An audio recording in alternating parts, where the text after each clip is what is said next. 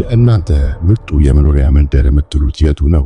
ኮምፓውንድ ላይ መኖር ወይስ እንደ አብዛኛው ሰው በኖርማል አፓርታማ ላይ መኖር?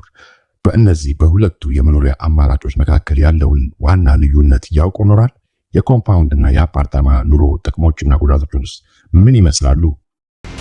ቤቶ የት ቢሆን ጥሩ ነው?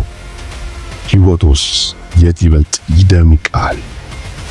በዘመናዊ የሪል ስቴት ገበያ ውስጥ የኑሮ ዘይቤ የሚወስኑ ሁለት ዋና የመኖሪያ ቤት ጽንሰ ሐሳቦች በብዛት ይነሳሉ።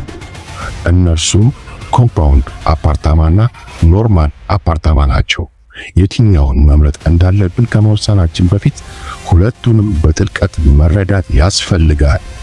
እናንተ ብትሆኑ በየትኛው መኖሪያ ውስጥ መኖር ይፈልጋል?